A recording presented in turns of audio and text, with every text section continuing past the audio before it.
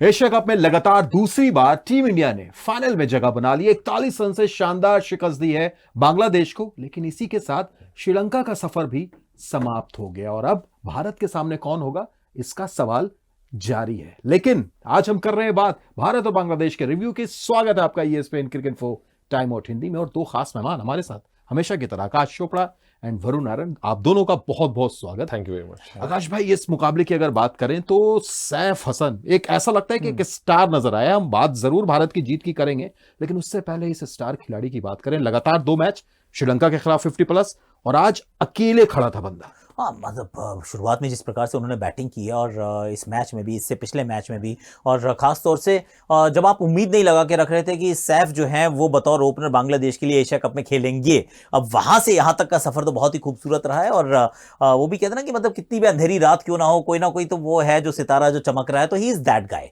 वरना आप उनके अलावा परवेज़ के थे जो डबल डिजिट में पहुंचे, बाकी तो टेलीफोन नंबर था। तो अगर उस दृष्टिकोण से देखते हैं तो सैफ के 5 छक्के लगाना, जो शॉट लगा रहे हैं वो स्टैंडों में गिर रही है गेंद जाके। ऑफ कोर्स बाद में थोड़े जीवन दान भी मिले, पर उसी के लिए तो कहा ना, मतलब फॉर्च्यून हेल्प्स द ब्रेव। तो फिर वो ब्रेव थे, उनका थोड़ा भाग्य का साथ भी मिला, पर बैटिंग उन्होंने अच्छी की लगातार 2 मैचेस और उसमें उनकी गलती नहीं थी। अगर आपने कैचेस छोड़े तो वो तो अपना काम बखूबी कर रहे थे, लेकिन अपना काम शानदार अंदाज में भारतीय गेंदबाज ने भी किया। वरुण, काफी खुश होंगे आप जैसे जसप्रीत बुमराह की गेंदबाजी हुई। हालांकि एक और तीसरा ओवर फिर से पावर प्ले में हमने देखा जरूर, लेकिन जबरदस्त गेंदबाजी। 4 ओवर 18 रन 2 विकेट, कमाल की गेंदबाजी। और सबसे इंपॉर्टेंट चीज अगर आप देखेंगे, पहले 4 या से 5 ओवर तक बॉल मूव हो रही थी, जो हम लोग को अब तक देखने को नहीं मिला ये पूरी सीरीज में, स्पेशली दुबई में। तो ये बहुत ही एनकरेजिंग साइंस है इंडिया के लिए कि हार्दिक पांड्या भी बॉल को मूव करा रहे थे, बुमराह तो काफी लंबा मूव करा थे, ऑलमोस्ट 4th लेग स्टंप से वो आउटस्विंग करा रहे थे लेफ्ट हैंड बैट्समैन को। बिल्कुल कोई आंसर नहीं था बांग्लादेश के पास बुमराह का बॉलिंग के सामने।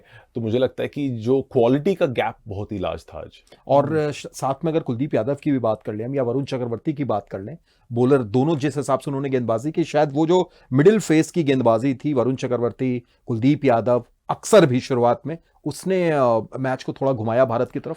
देखिए, वरुण और कुलदीप खास करके विकेट टेकिंग बॉलर्स है। अक्सर ऑब्वियसली वो एक चोक लगाते हैं रन स्कोरिंग पे, अक्सर रन स्कोरिंग पे चोक लगाते हैं, पर कुलदीप और वरुण हमेशा विकेट की खोज में रहते हैं। और अगर आप देखेंगे आज भी वो लोग स्टंप्स को अटैक करते हैं, LBW बोल्ड को इन प्ले लाते हैं। और अगर गति देखें कैसे गति चेंज करते दोनों बॉलर्स, खास करके वरुण का जो स्पीड डिफरेंस हो गया है उनकी डिलीवरीज में, बहुत ही डिफरेंट हो गया पहले से। पहले एक ही स्पीड में डालते थे, और कुलदीप तो है ही मास्टर, गूगली लेग स्टंप के बाहर डालते बिल्कुल धीमे गति से। तो वैसे बॉलिंग खेलना इस विकेट पर बहुत ही डिफिकल्ट। और बल्लेबाजी की बात अब आते हैं आकाश भाई आपके साथ। जिस हिसाब से टीम इंडिया की बैटिंग आज देखी, शुरुआत में अलग, जब पावर प्ले में खेल रहे थे गिल और अभिषेक ने तो हमेशा की तरह वही लगातार 7वीं बार 25+ स्कोर किया, बैक टू बैक 50 भी लगाई।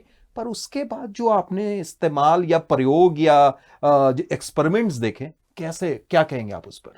देखिए, वैसे तो इसको कहते हैं बैटिंग ऑर्डर, लेकिन जो भारत का था वो था बैटिंग डिसऑर्डर। क्योंकि नहीं, समझ में नहीं आया। मतलब अभी तक समझने का हम प्रयास कर रहे हैं, वरुण और मैंने बहुत मेहनत की है, पर समझ नहीं पा रहे हैं। क्योंकि मतलब राइटी आउट होता है तो लेफ्टी आता है, फिर लेफ्टी आउट होता है तो वो फिर दोनों राइटी इकट्ठे हो जाते हैं। तो आपकी समझ में नहीं आ रहा था कि ये मतलब लेफ्ट करना चाह रहे हैं, लेफ्ट राइट करना चाह रहे हैं। शिवम इतना ऊपर क्यों जा रहे हैं, संजू का नंबर 8 पे बैटिंग करने जाएंगे, और तिलक वर्मा को नीचे भेजा, हार्दिक को ऊपर भेजा। मतलब जरूर बैटिंग जिस तरीके से अभिषेक ने किया, उसने ऐसा दिखाया कि बहुत आसान है। पावर प्ले में तो एकदम रॉकेट की तरह भारत चल रहा था। उसके बाद थोड़ा सा ये धीमी पिच थी, वो भी थोड़ा समझ में आई कि स्पिन की गेंद थोड़ी फंस रही है, बैटिंग उतनी आसान नहीं। छक्के लगाना शायद अभिषेक के लिए आसान है, बाकियों के लिए नहीं है। पर उन मुश्किलों को और बड़ा अपने लिए किया भारतीय टीम ने बैटिंग ऑर्डर में इतनी उथल पुथल करके, क्योंकि इतनी आवश्यकता नहीं थी। जो अपने सेट प्लेसेस पर अगर लोग आते तो शायद बेहतर बैटिंग करते हैं। आपने तो ये बोल दिया तो मैं कारण नहीं पूछूंगा, क्योंकि आप खुद ही कह रहे हैं कि भाई अभी तक हमको खुद समझ में नहीं आ रहा है। समझने का प्रयास जारी है। लेकिन जो बल्लेबाजों को मौका मिला, क्या उसमें आप महसूस करेंगे कि संजू सैमसन के साथ नाइंसाफी हो गई? हाँ, नहीं, बड़ा सही पूछा आपने कि जिनको मौका मिला, क्योंकि संजू को तो मिला ही नहीं। और संजू का एक बड़ा क्यूरियस केस हो जाएगा, क्योंकि आप 8 नंबर पे अगर आप उनको रखने वाले हैं तो फिर ये सवाल होगा कि आप उनको क्या खिलाना चाहते हैं। क्योंकि 8 नंबर के बैटर तो नहीं है ना वो। आपने पिछले मैच में पाकिस्तान के खिलाफ उनको पहले भेजा, वो छोटी सी पारी थी, ऑफ कोर्स उसमें बैट में बीच में गेंदें नहीं लग रही थी, पर जब आप एक छोटी सी ऐसी पारी के बाद किसी को इतना डिमोट कर देते हैं ना, तो फिर मुंह से बोलने की आवश्यकता नहीं होती कि तुम खराब खेल रहे हो। तो फिर वो खुद ही आदमी समझ जाता है कि यार शायद मैं उतना अच्छा नहीं खेल रहा हूं, उतना कॉन्फिडेंस टीम को नहीं है, इस वजह से शायद मुझे इतना नीचे भेजा गया है। फिर चाहे आप कंधे कंधे पे हाथ रख के बोलो कि नहीं नहीं कल भेज देंगे, पर आपको एहसास होता है कि यार यही तो रिशाद था जिसको मैंने 5 छक्के मारे थे आखिरी बार जब आमने सामने आए थे, पर आज रिशाद डाल रहा है तो बाकी तो जा रहे हैं पर मैं नहीं जाता हूं। तो वो बैटिंग ऑर्डर तो बिल्कुल समझ के थोड़ा परे था, और ये दिक्कत भी होती है अगर आप हर किसी को बार बार ऊपर नीचे करेंगे ना, तो अपना रोल भूल जाएंगे कि मैं या तो मतलब आप मैराथन रनर्स हो सकते हैं या स्प्रिंटर हो सकते हैं, लेकिन अगर आप उसके अंदर बार बार कंफ्यूज होते रहेंगे तो फिर तेज भागना है, धीमे भागना है, कब किस स्पीड में भागना है, वो मैनेज करना थोड़ा मुश्किल हो जाता है। वरुण, और ये चीज शायद इस वजह से आप देखें तो 2 फेज में अगर इस मैच को आप देखिए, 10.1 ओवर में इंडिया ने 100 बना लिया था और अगले 10 ओवर में आपने सिर्फ 68 रन बनाए। तो ये बैटिंग डिसऑर्डर की वजह से हुआ या फिर बांग्लादेश की शानदार गेंदबाजी की वजह से हुआ, थैंक्स टू रिशाद और तंजीम साकिब? एक मिक्सचर था, क्योंकि अगर आप देखेंगे एक वक्त पर स्पेशली 7th ओवर पे 2 लेफ्टी एक साथ बैटिंग कर रहे थे। हाँ, उनके पास एक लेफ्ट आर्म स्पिनर था और ऑब्वियसली एक लेगी था, तो इंडिया को लगा कि ठीक है 2 लेफ्टी को एक साथ बैटिंग कराने से वो एज मिलेगा। पर रिशाद हुसैन एक काफ़ी अच्छे बॉलर है, अच्छे गूगली डालते हैं।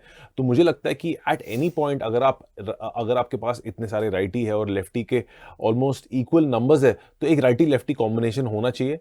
और शिवम दुबे का नंबर 3 आना बिल्कुल नहीं बनता है। जब आपके पास तिलक वर्मा है जो नंबर 3 के बहुत अच्छे बैट्समैन है, और अगर आपको लेफ्टी चाहिए तो तिलक वर्मा को भेजिए। बिल्कुल, और चलते चलते आपको रिपोर्ट कार्ड तो हम जरूर दिखाएंगे क्योंकि इसके बाद, पर उससे पहले आप पॉइंट्स टेबल जरूर देखिए, क्योंकि यहां पर क्यू लिखा गया है भारत के सामने और ई लिखा गया है श्रीलंका के सामने। आकाश भाई, प्रीव्यू तो इस पर कुछ देर में हम जरूर करेंगे, लेकिन एक छोटा सा सवाल, क्या भारत पाकिस्तान ऑन? नहीं, पॉसिबिलिटी तो है देखो, क्योंकि बांग्लादेश हालांकि बहुत अच्छा खेली है, they given a good account of themselves की, बढ़िया कर रहे हैं, पर 2 दिन लगातार मैच खेलना है, काम थोड़ा कठिन होने वाला है। तो उनका काम थोड़ा सा कठिन है, पाकिस्तान फ्रेश आएगा, और उनकी खेल में भी थोड़ा सा निखार तो आया है ज़रूर, चाहे वो भारत के खिलाफ उनकी बल्लेबाजी हो या फिर श्रीलंका के खिलाफ उनकी गेंदबाजी हो, तो आपने देखा है कि कुछ सुधार तो हुआ है। तो पाकिस्तान का पलड़ा थोड़ा सा तो भारी है, और अगर भारी है और वो जीत जाते हैं तो जो आज तक नहीं हुआ है वो 2025 में हो जाएगा। बिल्कुल, और जिस वक्त हम लोग बात कर रहे हैं इस वक्त से सिर्फ 20 घंटे बचे हैं जब बांग्लादेश को दोबारा उतरना है मैदान पर।